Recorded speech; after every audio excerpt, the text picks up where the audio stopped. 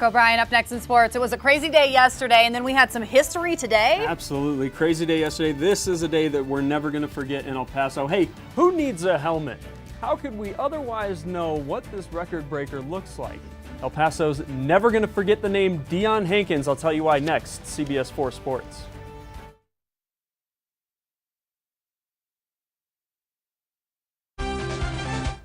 Do or die for UTEP. Good evening. I'm OBrien.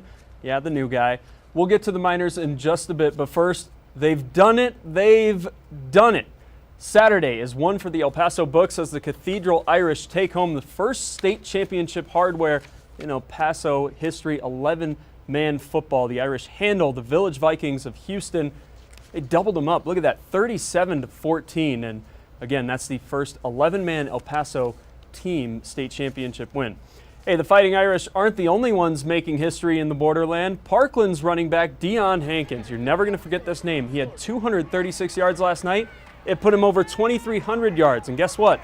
The #1 rusher in the state, Kennedy Brooks, Mansfield, near Dallas, he didn't even dress for the game.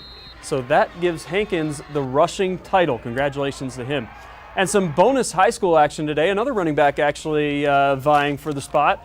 Josh Fields. Yeah, he's a tone setter. And he was ready, but that drive would stall America's. Franklin wants to set the tone too on defense. Christian Astorga gets stripped, and that's not going to make Coach Melton too happy. This won't either. Franklin's quarterback Caleb Hatch to Luis Baca. Guess what? He's ready for track season. Now it's the end of football season. Watch the finish here. Yep, right over the ticker tape. Hey, America's, though, they handled this one. Watch Caleb Lyles catching the screen pass, taking it to the house. And it wouldn't be an America's highlight without a little more Josh Fields.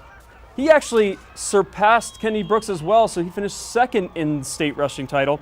Final there, America's over Franklin, 61-42. America's will host Friendship on Friday at SAC, and Franklin plays St. Angelo Central. Mayfield and Las Cruces, hey, they tried to play this one twice yesterday. Third time's a charm, we're hoping. Mayfield hoping for an at-large bid, but they'd have to beat Cruces. First play of the game comes in the end of the first quarter. Mayfield just can't connect, so that opens the door for Cruces. Peyton Ball's going to handle that from 14 yards out into the end zone. That's a bad man, I'm telling you. And that's Coach Bradley. He's got to fire up his guys. They're going to need some inspiration. Need a little more inspiration. It was 7-0 half. This was the first drive for Cruces. Into the end zone goes Ryan Beltran from 20 yards out, 14-0 there. Final 21-14. Mayfield did climb back. It's the first win Cruces has had over Mayfield in 3 years. Now back to UTEP. The Miners football team can't lose another game if they want to even sniff a bowl game. Non-conference action with Houston Baptist paying a visit to a scarce Sun Bowl. Shame there. Coach Kugler promised his guys wouldn't lay down or else he'd set himself on fire. I'm not sure what that meant, but it was something like that, and his guys didn't let him down. The only guy on fire was running back Aaron Jones, the junior. Take a look at the holes he's running through. The team helped him out, and this was Jones, and more Jones. This is going to make it 27-0. Jones, 228 yards and 2 touchdowns. He almost had 200 in the first half, so they probably sat him. Ryan Metz added 3 touchdowns himself. Miners improved to 3-6 on the season. They're at FAU next week. Nice little high five there from Jones. And how about a UTEP exhibition? Basketball season. Alaska Fairbanks paying a visit. Tim Floyd's not happy with the defense. First, it's the offense. First half down 7. Dominic Artis and 1 there. Cuts it to within 4, and that kid just wants a hot dog. Later, Fairbanks looking for the lane is rejected by Terry Wynn. Hey, Willie Cager, he approves of that. 1966 championship team. Inside 10 minutes now. Look at the ball movement.